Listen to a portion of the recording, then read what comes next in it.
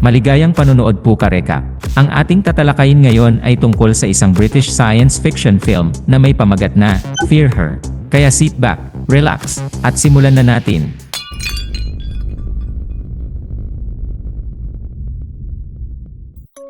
Nagsisimula ang pelikula mga ka-recap sa taong 2012 sa isang maliit na lugar sa London. Ang mga tao ay gumagawa ng kanilang pang-araw-araw na gawain at normal lang ang mga pangyayari.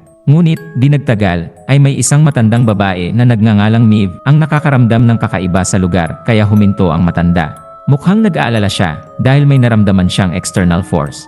Maya-maya ay tinanong siya ng kanyang kapitbahay na si Trish kung ayos lang ba ang kanyang pakiramdam. Ngunit binanggit ng matandang babae na nangyayari na naman ang kanyang kinatatakutan.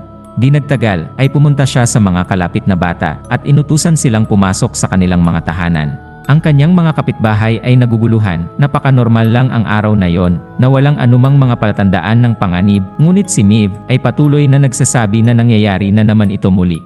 Maya-maya ay ipinakita sa atin ka-recap ang poster ng isang nawawalang batang babae na dinukot ng hindi kilalang nilalang kamakailan lang. Habang sinusubukan ni Maeve na kumbinsihin ang kanyang mga kapitbahay, ang anak ni Trish na nagngangalang Chloe ay pinapanood ang lahat mula sa kanyang silid sa kabilang kalye. Kinakanta niya ang kanyang paboritong kanta na nagsasalita tungkol sa ibong kukabura.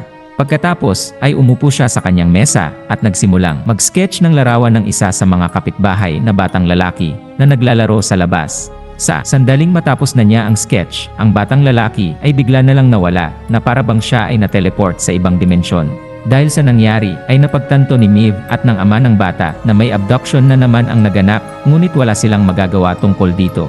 Kasunod nito ay ipinakilala sa atin ka-recap ang pangunahing bida ng pelikula na pinangalan ng Doktor at ang kanyang kasama na si Rose. Silang dalawa ay mga time traveler na naatasang ayusin ang anumang anomalya sa timeline. Dumating sila sa mundong ito sa pamamagitan ng kanilang teleportation portal. Gayunpaman, sa pagkakataong ito, ay naririto lang sila para saksihan ang opening ceremony ng 2012 London Olympics. Habang naglalakad ang dalawa sa lugar, ay nakita nila ang mga poster ng mga nawawalang bata. Ang doktor, bilang isang mausisa na individual, ay hindi naniniwala na ang tahimik na kapitbahayan na tulad nito ay may kakayahang dukutin ang mga bata. Kaya naman, lumibot siya sa paligid at nagsimulang mag-inspeksyon. Nang makarating siya malapit sa bahay kung saan nawala ang huling batang lalaki, ay bigla niyang naramdaman ang isang wave ng enerhiya, kaya napagpasyahan niya na ang mga pagdukot ay may kaugnayan sa isang bagay na supernatural. Sa ibang eksena ay kinausap ni Rose ang isang maintenance worker na nagngangalang Kel na nag-aayos ng mga lubak na daanan sa lugar. Inaayos niya ang daan dahil ang Olympic torch ay dadaan sa kalyeng ito, patungo sa Wembley Stadium. Sa kabilang banda, ang doktor ay nagkakaroon ng problema dahil sa pag-ikot sa bahay ng isang tao na parang magnanakaw. Kaya, si Rose at Kel ay nagmamadaling tulungan siya, habang sina Maeve at Trish ay dumating upang masolusyonan ang kaguluhan.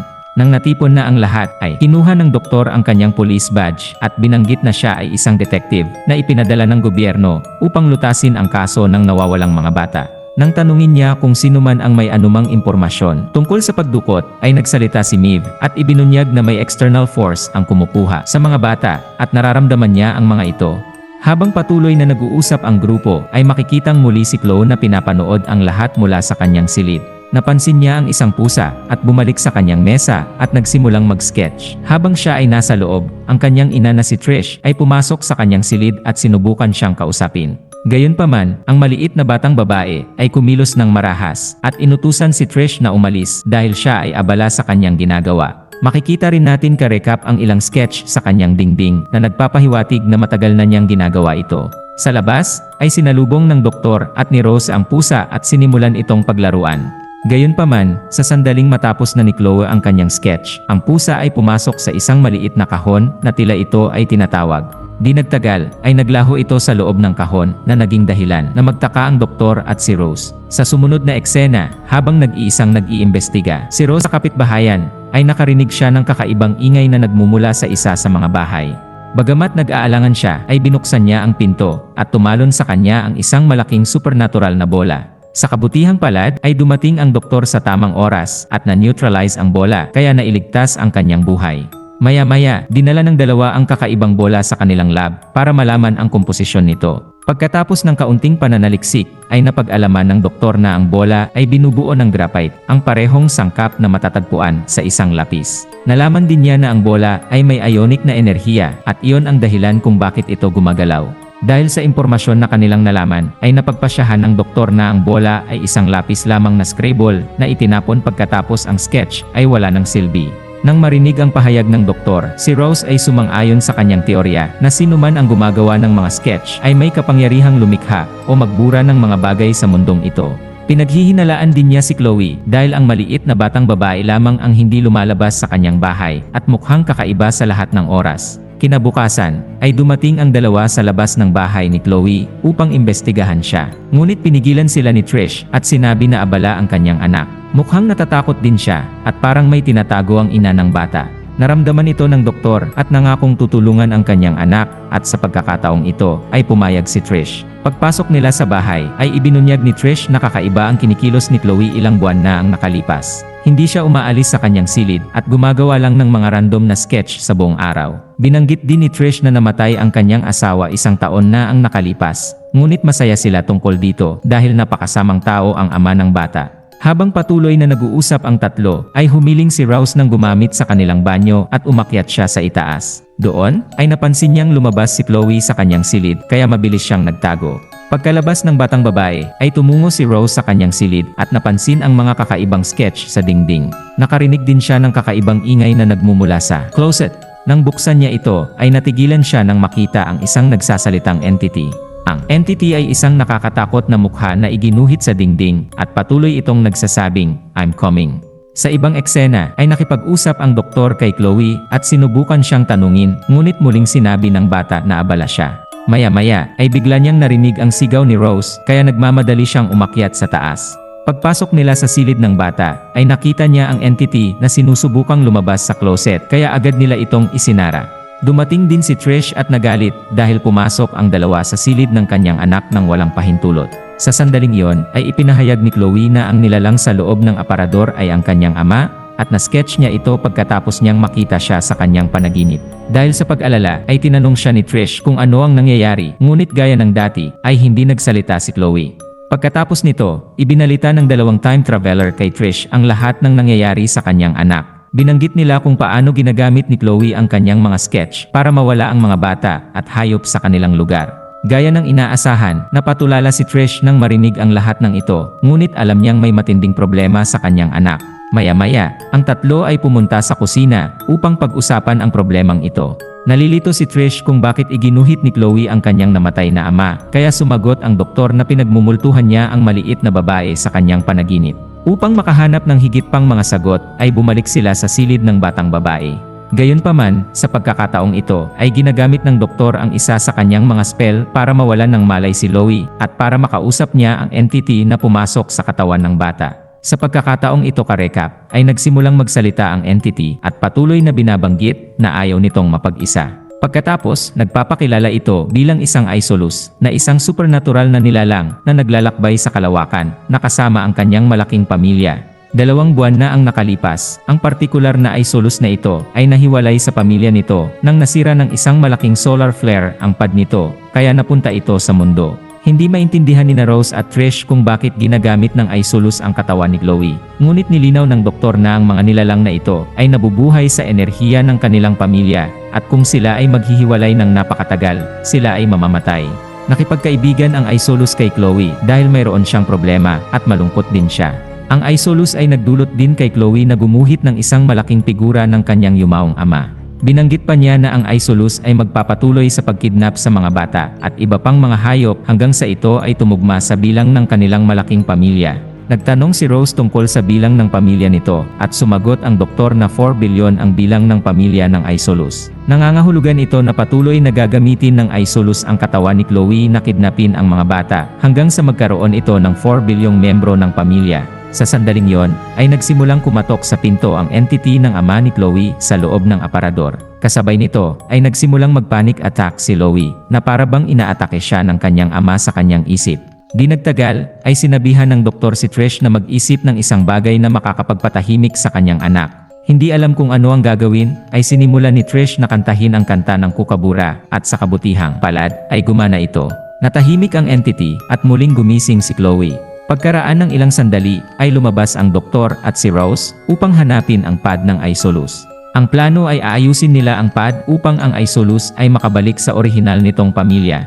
Di nila alam na sinusundan pala sila ni Chloe kahit saan sila magpunta. Maya-maya ay bumalik ang dalawa sa kanilang lab at nagsimulang gumawa ng device na maaaring sumubaybay sa mga paggalaw ng init ng pad at magbunyag ng lokasyon nito. Ang gawain ay hindi madali, ngunit dahil sa husay at talino ng doktor ay naimbento ng doktor ang aparato at nalaman na ang pad ay nagtatago sa isang lugar sa parehong kapitbahayan.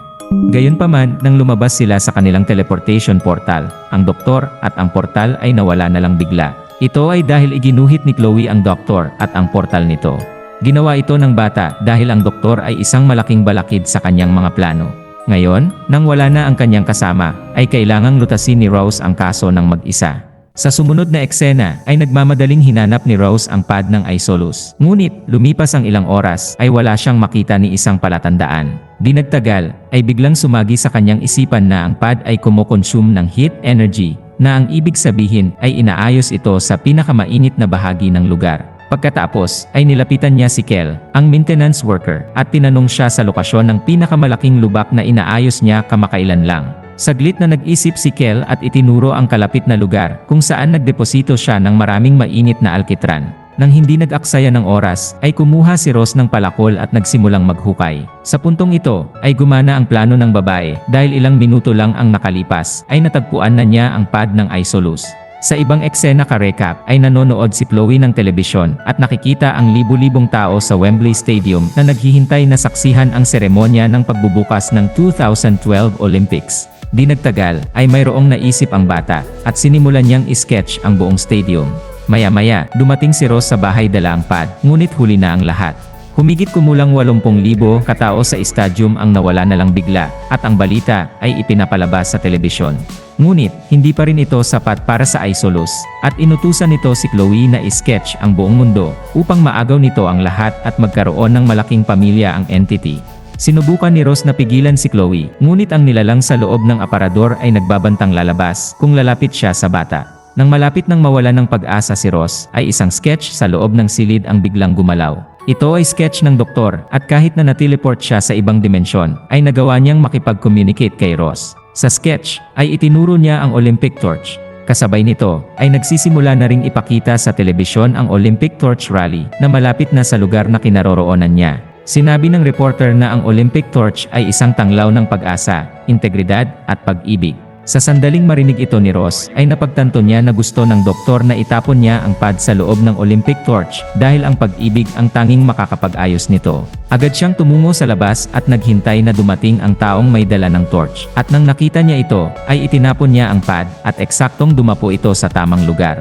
Sa pamamagitan nito, ang Isolus sa loob ng katawan ni Chloe ay napagtanto na ang pad ay malapit ng maayos muli kaya nagpasya itong lumabas sa katawan ng bata. Pagkaalis nito sa kanyang katawan, ay bumalik sa normal si Chloe at niyakap ang kanyang ina.